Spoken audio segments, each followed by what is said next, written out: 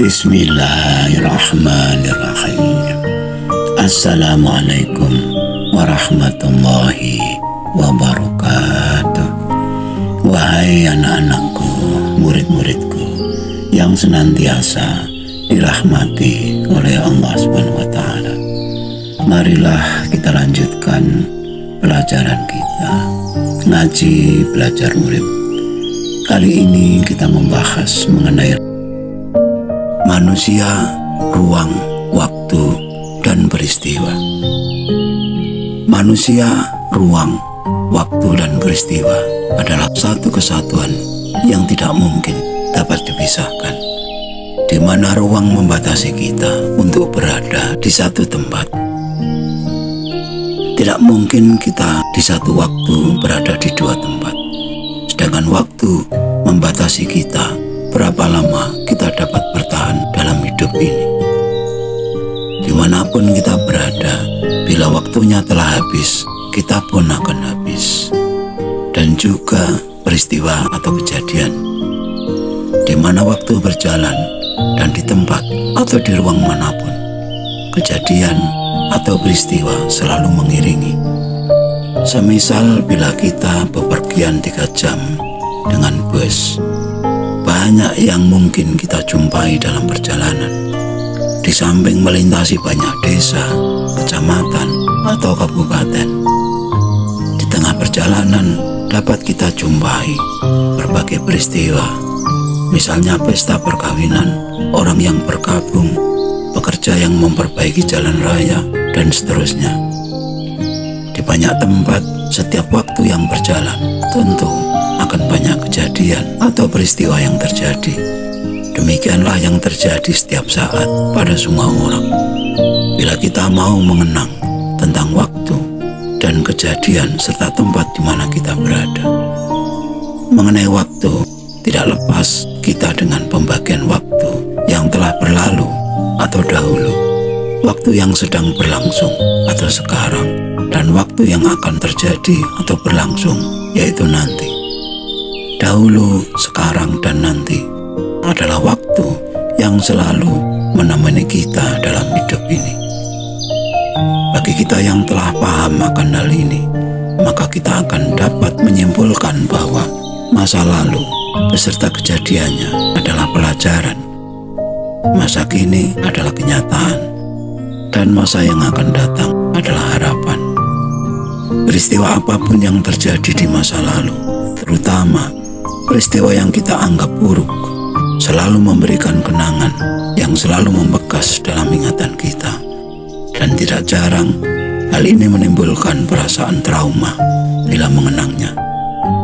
Namun di sisi lain, bila kita semakin dewasa karena mau belajar dan terus belajar, justru hal ini akan memunculkan hikmah yang besar dan mungkin akan memunculkan ide-ide besar yang akan mampu membawa kita pada sukses besar. Tidak jarang seorang pengusaha menjadi sukses setelah 9 kali gagal baru berhasil. Bahkan Bapak Presiden kita, Pak Prabowo, setelah 4 kali berjuang mencalonkan diri, baru akhirnya berhasil. Memang kehidupan ini dengan segala hukumnya, hukum kehidupan atau hukum alam, menyediakan keberhasilan, kesuksesan hanya bagi para petarung atau pejuang yang tidak pernah mengenal kata menyerah. Moto kegagalan adalah keberhasilan yang tertunda. Benarlah adanya. Man jadda wa jadda. Siapa yang sungguh-sungguh pasti akan sukses.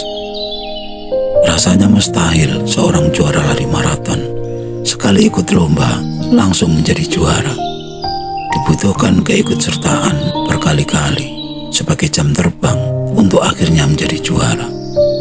Usaha yang keras, mental baja, pantang menyerah, semangat belajar dan terus belajar adalah kunci-kunci sukses yang harus kita miliki bila menginginkan sukses. Orang sukses bukanlah orang yang harus terkenal atau populer, yang banyak disanjung orang. Bukanlah orang yang selalu banyak uang sehingga selalu bisa menuruti segala keinginan. Bukan pula yang memiliki jabatan yang tinggi hingga memiliki banyak bawahan. Secara hakiki, orang sukses adalah orang yang telah menemukan rasa syukur dalam perjalanan hidupnya, yang telah siap menerima apapun yang terjadi sebagai anugerah dari Tuhan yang Maha Pemurah dan Maha Bijaksana. Masa lalu kita yang kita anggap buruk dan penuh dengan kebodohan dan kesalahan sengaja dihadirkan agar kita sadar bahwa kita bukanlah manusia suci. Maka janganlah merasa sok suci, agar kita selalu terdorong untuk selalu membenahi, memperbaiki diri, dan terus memperbaiki diri. Agar kita selalu sadar bila menjumpai orang lain yang tidak suka atau membenci kepada kita adalah sesuatu yang wajar karena kesalahan-kesalahan kita. Selama kita sadar bahwa tidak ada manusia yang sempurna, dan selama kita mampu menerapkan dengan benar prinsip ini, bahwa ketidaksempurnaan diri sendiri agar kita selalu koreksi diri, dan ketidaksempurnaan orang lain adalah agar kita sadar untuk toleransi, maka kita tak akan jauh-jauh meninggalkan kesadaran diri atau diri yang sadar untuk menghormati bahwa setiap orang telah punya kisah atau riwayat yang telah digariskan oleh Yang Maha Kuasa. Terhadap kisah orang lain, kita hanyalah penonton. Terhadap kisah diri sendiri, kita adalah pelaku atau pemeran utama yang harus terus berusaha memerankan peran protagonis atau peran yang selalu di jalan yang baik dan benar. Sadarkah kita bahwa kehidupan ini adalah panggung sandiwara bagi semua orang, di mana setiap orang punya peran yang harus dimainkan, dan kita harus bijaksana. Kapan menjadi sutradara, kapan menjadi pemain, dan kapan menjadi penonton. Dan hal ini akan terwujud dengan baik manakala kita telah sadar diri hubungan antara Khalik, makhluk, ruang, waktu, dan peristiwa, dan segala sesuatu yang ada dalam kenyataan hidup ini, dan selalu sadar bahwa Tuhan Maha Kuasa atas segala sesuatu. Sekian dulu wajangan yang mohon maaf atas segala kekurangan.